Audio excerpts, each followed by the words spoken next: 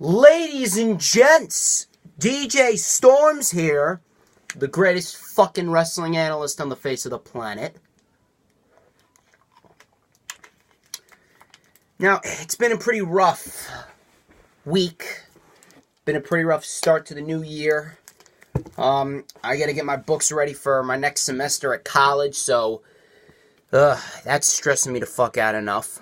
Sorry, I haven't been really getting enough content out there for you guys. This is actually my first video of 2019, if you can believe it. I got some interesting news and rumors, and we're going to talk about them. We'll discuss them on this Monday. I'm still on break. I think I got about 9 days left, and then, unfortunately, I got to go back and do some college work. And we all know that sucks.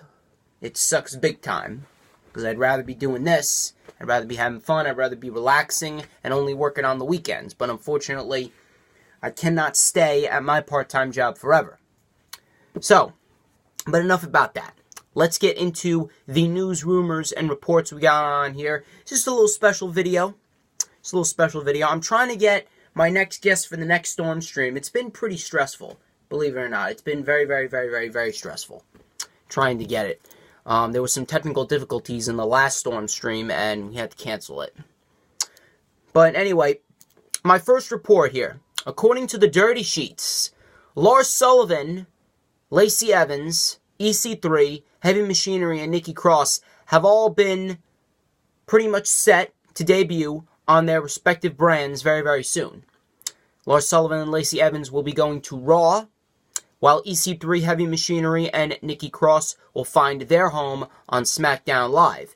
EC3 is actually set to debut at number 3 in the Royal Rumble, while Lacey Evans and Nikki Cross will also be a part of their respective Royal Rumble match as well. Now, this is how I pretty much mapped it out. Nikki Cross, Heavy Machinery going to SmackDown, because Nikki Cross is obviously still with Sanity. Heavy Machinery, they need more tag teams on SmackDown.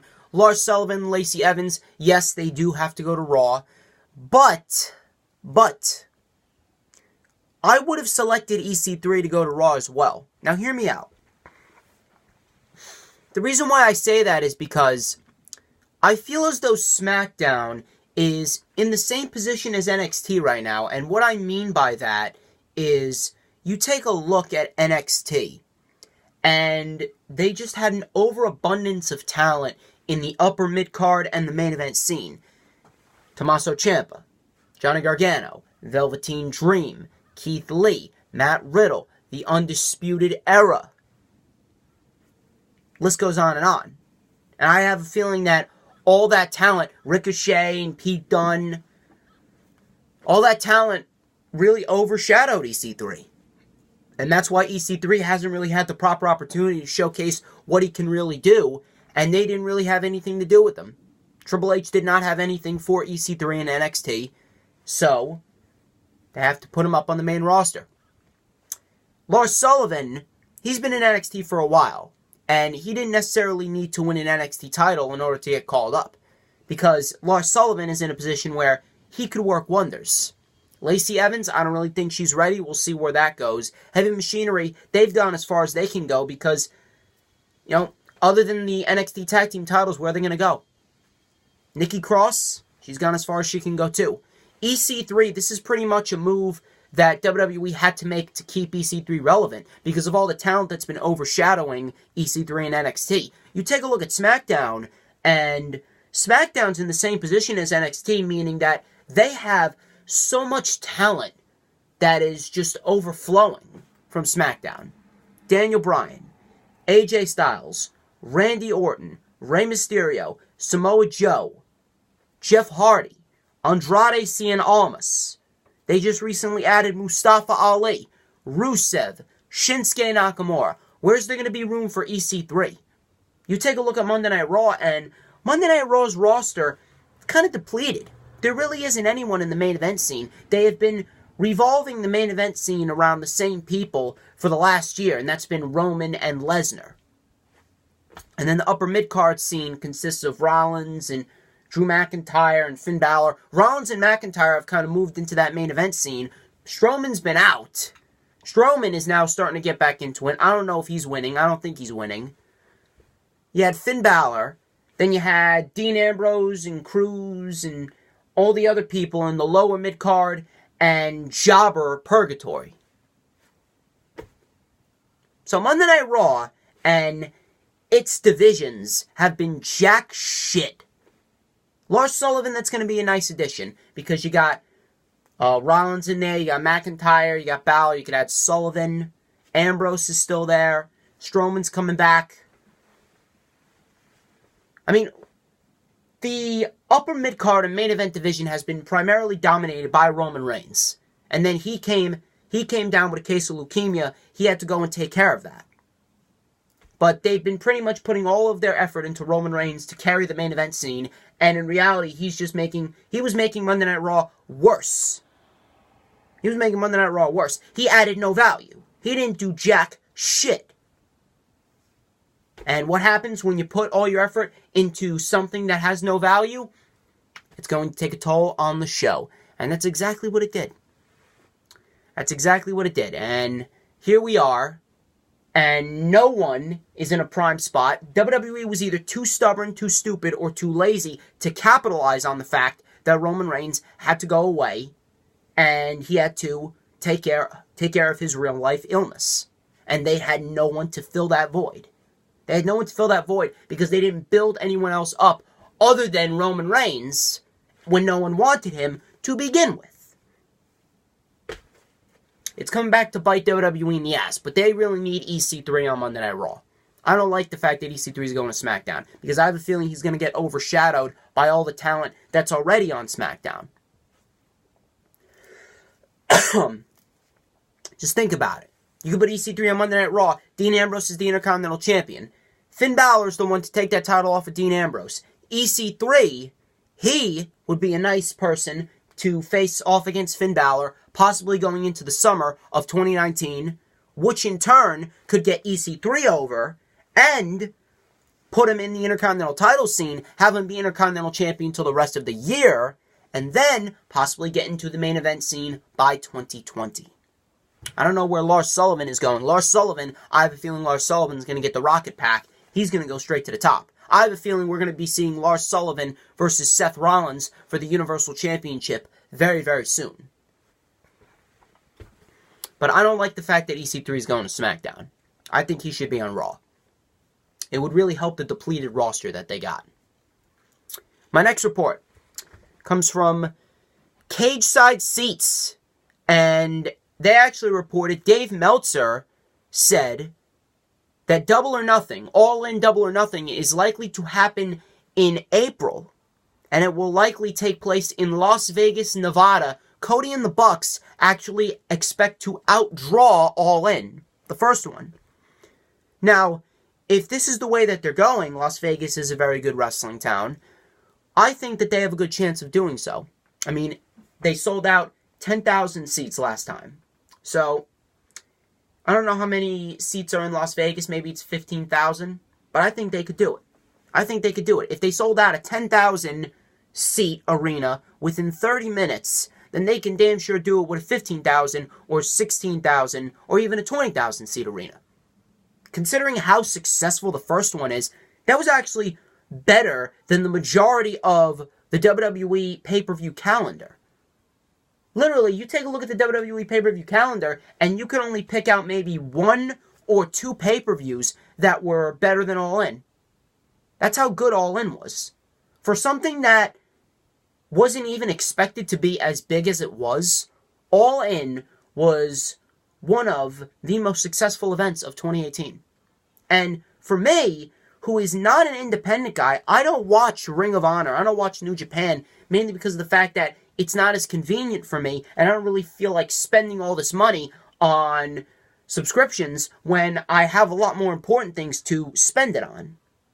So for someone who rarely watches any of this independent stuff, and I saw a lot of these guys wrestle for the first time, I can tell you that All In was a hugely successful event, and if they want to go forth with Double or Nothing, and go forth in a 15,000, 16,000, 20,000 seat arena, I think they have a huge chance of selling it out and putting on yet another successful event. The question is, what type of matches are you going to put forth to sell those seats?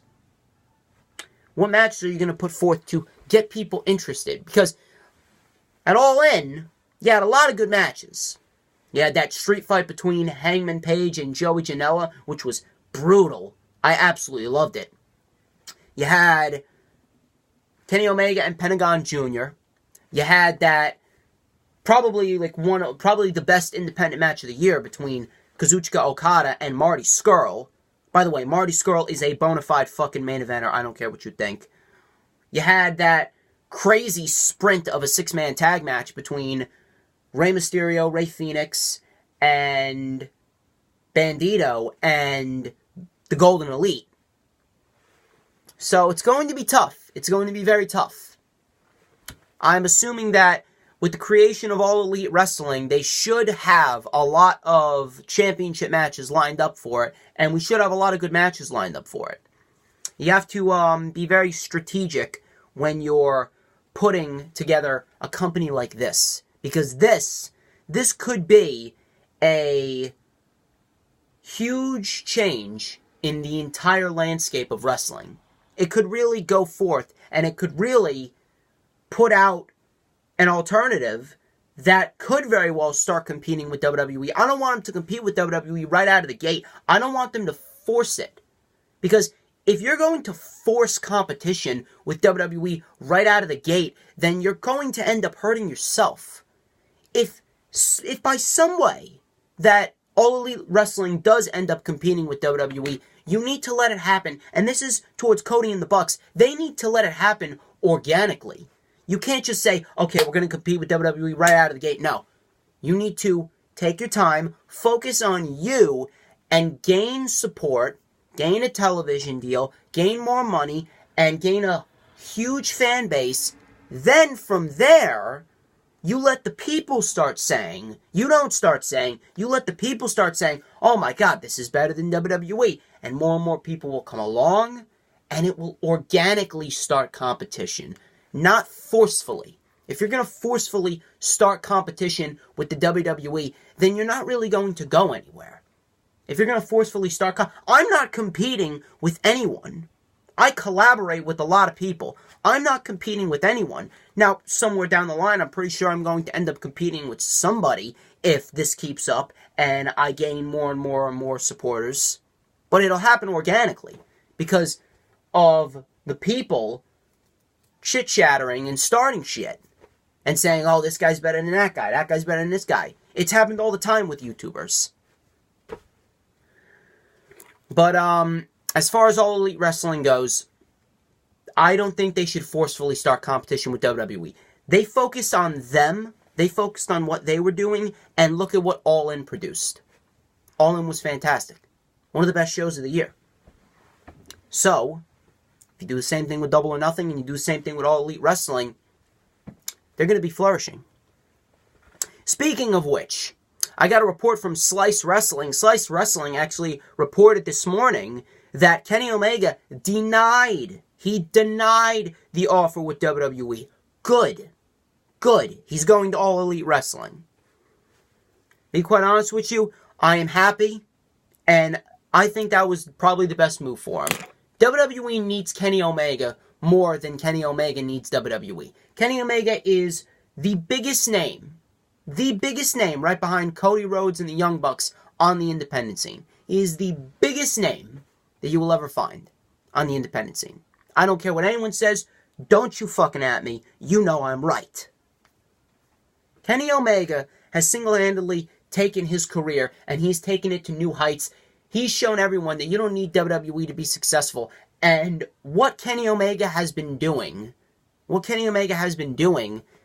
I think that Kenny Omega and his star power is going to help All Elite Wrestling. Kenny Omega being that guy that All Elite Wrestling could build the brand around.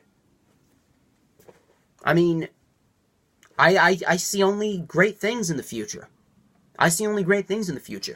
They could very well help, Kenny Omega could very well help All Elite Wrestling grow bigger, gain more money, and therefore become more successful Therefore, that could organically start competition with WWE. But again, going back to what I originally said, no forceful competition. WWE really needs to come to their senses on their own. May not happen anytime soon, but leave WWE alone. As far as Kenny Omega goes, this was a good move for Kenny Omega because I just don't trust WWE and them to do right, even with Roman Reigns gone. Even with Roman Reigns gone, I still don't trust WWE to do right with someone like Kenny Omega. Look at what they did with AJ. Now, AJ's in a great position right now, and AJ has become a star now, but originally, when AJ first started, they buried him. They fucking buried AJ, having him lose big match after big match after big match after big match. He was buried by Roman Reigns. Gallows and Anderson were buried by Roman Reigns. And then WWE realized that they fucked up with AJ Styles, and they had to rebuild him with Cena. They fed AJ Styles to Roman Reigns basically as a chewing toy, no pun intended, for Roman Reigns' title reign that only lasted 2 months. So, what they basically had to do was they needed to put AJ Styles in a feud where they could rebuild him back up and then put him back in the WWE Championship title scene. They should not have put AJ Styles in that position to take on Roman Reigns originally, because if he was never going to win, then it was just detrimental to him. I can't speak today. It was just going to hurt him more than it was going to help him. AJ Styles should have been put in the WWE Championship title scene originally. He should have originally been put in the WWE Championship title scene in that match with Dean Ambrose. That should have been his first opportunity. If you were going to have him lose the first 2 times against Roman, then there should have been no reason why you should have put him against Roman. They had to rebuild Styles back up. I don't want there to be a case where Kenny Omega is going to be buried for a couple of months, and then WWE realize that they fucked up, and they have to rebuild Kenny Omega up. WWE is what's the word that I'm looking for? Or people trust WWE too much, and they give WWE too many second chances. WWE fucks up way too many times. They need to focus on getting it right the first time. And I don't believe they will get it right the first time with Kenny Omega. It took them 2 tries before they got it right with AJ Styles. But enough of that. I'm sick of ranting about that. Let's move on. We got a couple more reports. My next report comes... Actually, I saw it all over Twitter, and it was actually announced at a live event, an NXT live event in Atlanta, that Adam Cole and the Street Profits will be returning to Evolve in Atlanta on February 15th. Now, the Street Profits are the Evolve Tag Team Champions, but this is actually pretty cool for Adam Cole, because WWE is allowing their NXT stars a little more exposure on the independent scene, specifically Evolve. And Progress, too, because a lot of the UK guys were doing a lot of Progress work. So, I don't know what this means for Adam Cole. I don't know who he's facing, but this is very interesting. You know that the WWE is using these guys to scour the independent scene for new talent. Triple H is a smart man. He's using these guys like Adam Cole and the Street Profits. I think Johnny Gargano is also competing at Evolve sooner rather than later. I don't know. I think it's either this month or next month. But Johnny Gargano is also competing at Evolve. And if you're going to put Johnny Gargano at Evolve as well, you know that these guys are going to be scouring Evolve for new talent that Triple H can get his hands on. Triple H is creating the future of the business. And with that, he's using the people that he's already created in that prime position. He's using those people to scour, to basically be his eyes and ears on the independent scene. Very smart man if you think about it. And my final report of the day comes from Mike. Is it Matt or Mike Johnson? I don't know. I think it's Mike Johnson. I think Mike Johnson of PW Insider reported, and he actually reported and confirmed, that Matt Sydal is out with a knee injury. Now, if you don't know Matt Sydal, he was once called Evan Bourne in WWE. He was in that gimmick feud with Brian Cage, where he was talking about his third eye. Just like being very wise or some shit like that. I don't know. I don't follow Impact that much.